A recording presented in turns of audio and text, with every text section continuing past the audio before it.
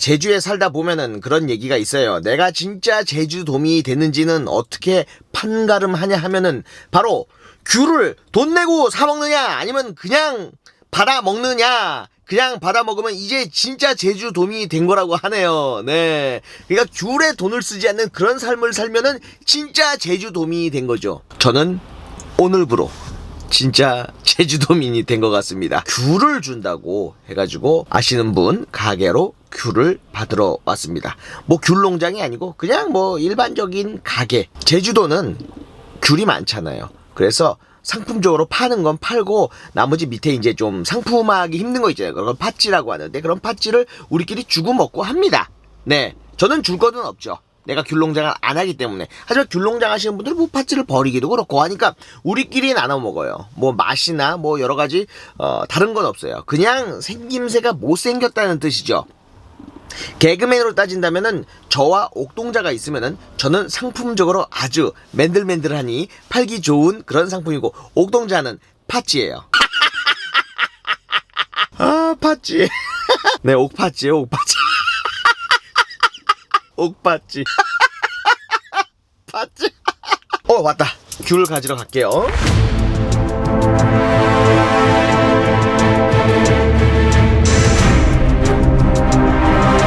아니 귤을 누가 주는 거야? 한 박스 20개 보냈다니까. 밑간. 와, 밑간. 와 이걸 다 가져가 먹으라고? 가져가기도 힘들겠다. 들어. 어우. 오. 아이 내가 들고 갈게. 오케이. 이걸 무거워. 아니 뭐 한 봉지만 주지 뭐 이렇게 줘. 정이야 정. 어우.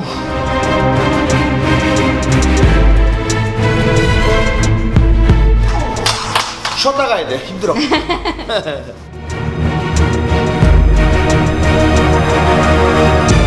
제주 바다입니다. 정말 아름답죠? 제주도 하늘, 제주도 바다.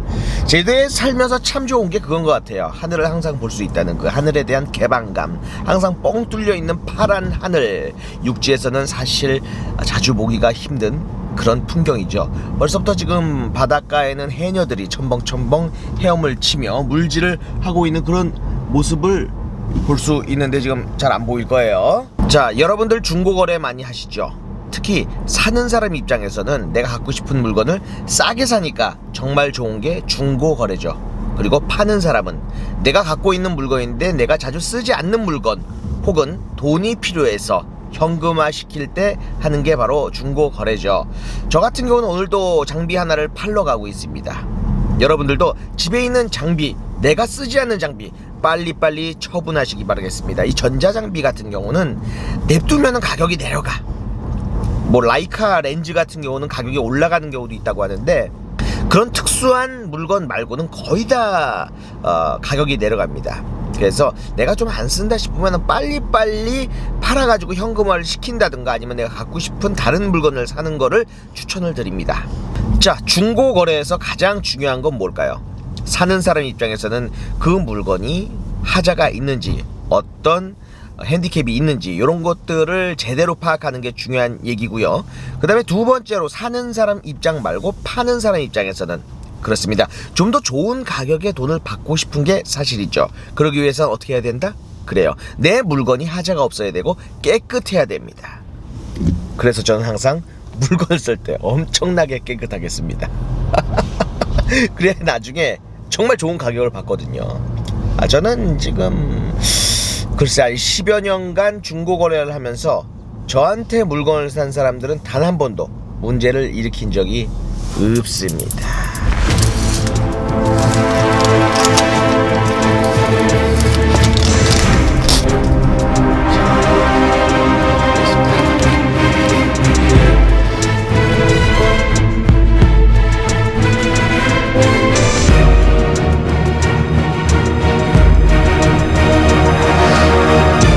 자, 겨울이죠.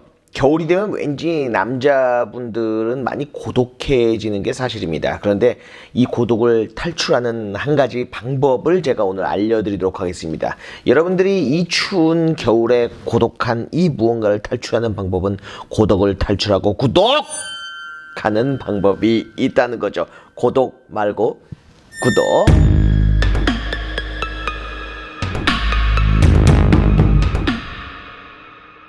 자, 사진 잘 찍고 싶으시죠? 나는 사진을 찍는다고 찍는데 내가 사진을 찍으면 뭔가 불안해 보이고 이상해 보이고 그 이유는 뭘까요?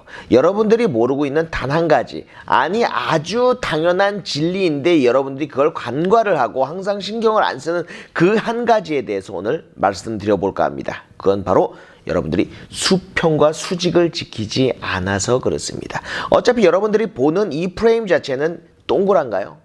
아니죠. 네모나죠. 네모는 뭘로 이루어져 있죠? 그렇습니다. 선, 짝, 짝, 짝, 짝. 이 선 안에서 여러분들은 사진을 연출을 해야 돼요. 배치를 잘 해야 되는 거죠. 그런데 여기서 어떤 식으로 배치를 해야지 가장 안정적으로 보일까요? 아주 편안한 진리예요. 아주 당연한 진리고, 이 네모와 잘 어울리는 사진을 찍는 게 일단 첫 번째예요. 근데 어렵게 생각할 필요 없어요. 그냥 수평선을 잘 맞춰주면 됩니다. 건물이 있어, 건물을 똑바르게 세워주면 됩니다. 사람이 있어, 사람이 누워져 있지 않고 똑바로 서 있으면 됩니다. 특히 남자 같은 경우, 남자는 항상 뻣뻣하게 잘 서 있어야 됩니다. 서 있는 남자가 인기가 좋습니다. 남자가 항상 고개 숙이고 있으면 안 됩니다. 남자는 어떻게 된다고요? 항상 서 있어야 됩니다. 우리도 항상 서 있어야죠. 근데 서 있어서는 안 되는 그런 자리도 있습니다. 자칫 잘못하면은 오해를 불러일으킬 수 있는 그런 자리가 있죠.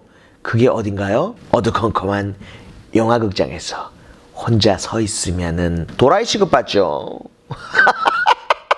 아니, 겨울왕국 2 보고 있는데 중간에 혼자 일어나가지고 뻘짓거리하고 있으면 사람들한테 저 사람 뭐야, 도라이 아니야, 이렇게 되는 거예요. 그러니까 영화극장 안에서는 서 있으면 안 돼요.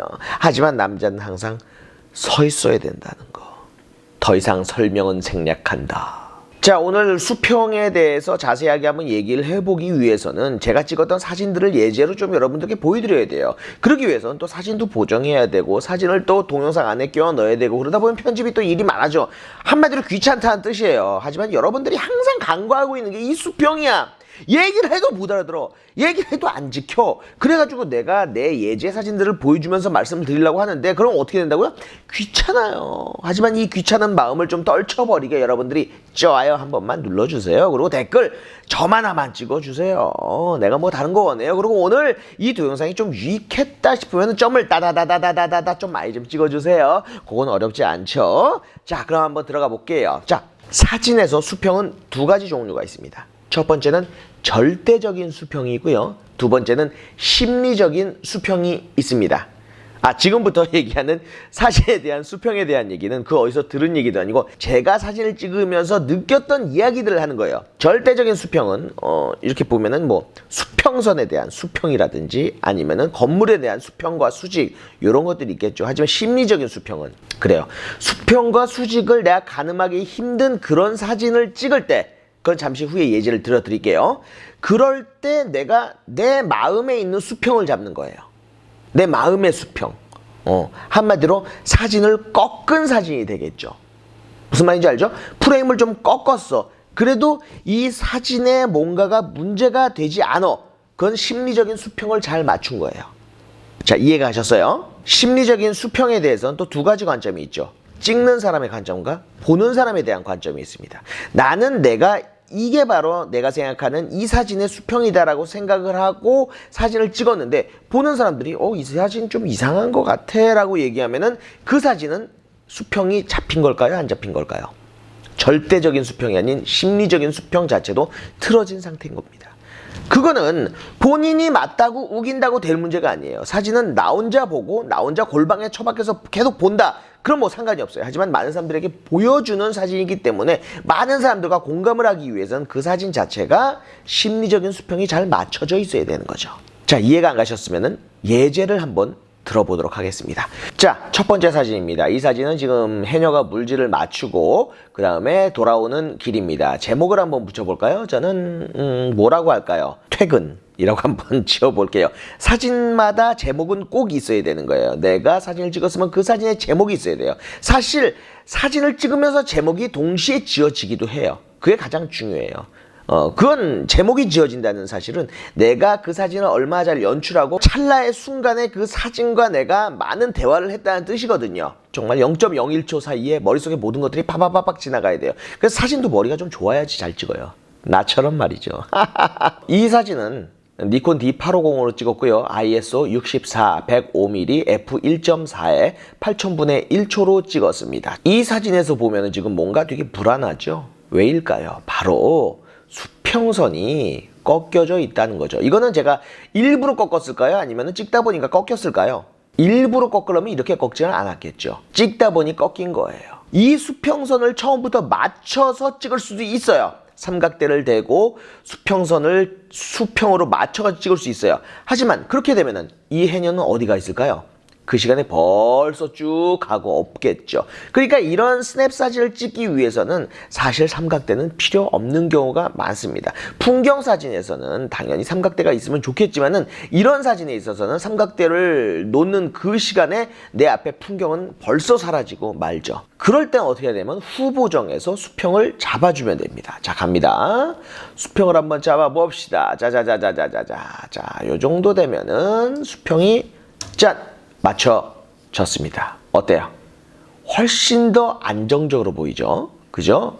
이 사진과 이 사진, 다시 한번 이 사진과 이 사진. 물론 전의 사진에 비해서 양 모서리 귀퉁이가 좀 잘려나갔죠. 네, 사진에 있어서 큰 손해를 봤다면 손해를 본 건데 그래도 일단 중요한 게 사진의 결과물, 이 한 장의 사진이거든요. 거기에 봤을 때 훨씬 더 자연스러워졌어요. 그렇기 때문에 저 같은 사진의 초보, 원커트로 끝낼 수 없는 그런 사람들, 네, 다다다다 찍어서 한 장 건지는 저 같은 초보들은 사진기를 좋은 걸 써야 돼요. 화소가 좀 높아야 돼요. 그래야지 양 귀퉁이를 좀 잘라 먹어도 그래도 괜찮은 사진이 나오거든요. 진짜로 정말 사진을 잘 찍으시는 분들이 휴대폰으로 한 방에 끝내는 거예요. 그런 분들이 정말 사진을 잘 찍는 거예요. 하지만 저희 같은 초보들은 사진을 찍을 때 그 색감도 못 맞추고 노출도 잘 못 맞추기 때문에 일단 로우 파일이라는 생 파일로 찍어 놓고 나중에 하나하나 보정을 해가는 거죠. 이것도 살짝 보정을 해보면 텍스처 좀 넣어보고 부분 대비 살짝 넣어주고 디헤이즈.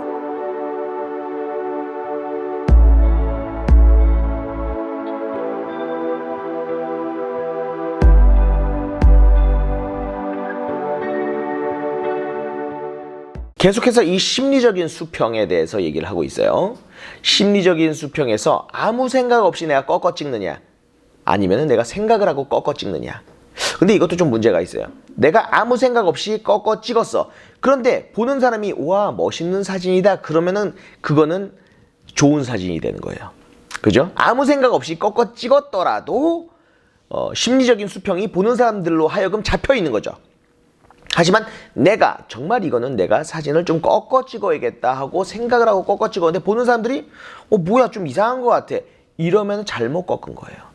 그러니까 사진은 보는 사람들의 몫인 거죠. 자, 이번에 보시게 될 사진은 제가 영국에서 찍은 사진입니다. 영국에는 갈매기가 정말 커요. 세상에 진짜 이따시만해요. 자, 사진 함께 보시죠. 네, 보시는 바와 같이 엄청나게 크죠. 하지만 이 사진 자체가 네, 수평이 잡혀져 있지 않은 사진이에요.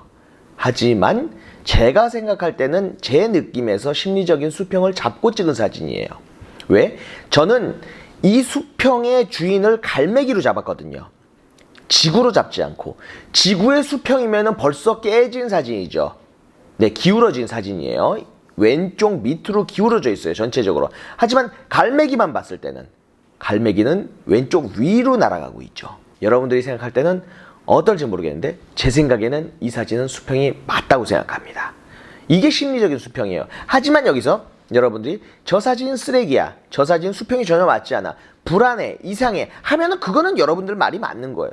자, 사진이라는 거는 찍는 사람이 생산자지만 보는 사람들은 까다로운 소비자가 되는 거예요. 물론 사진이라는 장르는 반드시 생산자가 소비자의 기호를 맞출 필요는 없어요. 하지만 네, 그래도 내가 생산한 사진이 많은 사람들에게 소비되는 것이 좀 좋지 않을까요?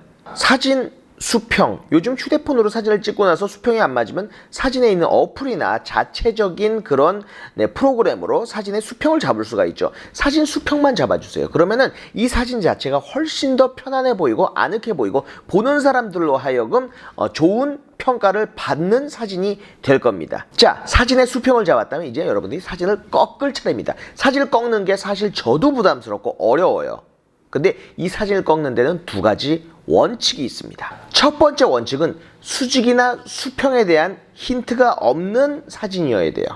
예를 들자면 하늘을 찍어 아니면 물속이랄지, 물속 같은 경우는 위에서 내려 찍기 때문에 수직 수평이 그렇게 많이 보이질 않아요. 또 물속에 누가 이렇게 농사를 지어서 사각형, 삼각형 이런 것들을 만들어 놓지 않았기 때문에 그냥 내 안에 있는 심리적인 수평을 그 안에서 맞추면 돼요. 자, 두 번째는 아까 제가 보여드렸던 갈매기 사진처럼 주인공이 강력하면은 뒤에 있는 수평과 수직은 여러분들이 그렇게 신경을 쓸 필요가 없어요. 자, 마지막으로 보너스. 사진에 있어서 수평과 수직을 잡기 힘든 사진이 있습니다. 아니, 난해한 사진이 있어요. 찍으면서도 난해하고 보정하면서도 난해한 사진. 그런 사진이 과연 어떤 사진일까요? 바로 이 사진입니다. 유럽에서 찍은 피사의 사탑. 얘는 지가 알아서 누워있기 때문에 얘를 어떻게 찍기가 그래. 그리고 여기는 수평선도 잘 안 보이기 때문에 사진을 찍을 때 어디에 맞춰야 될지 모르겠어요. 수평, 수직보다 더 강력한 그런 주인공을 넣어봤습니다. 그게 바로 저입니다.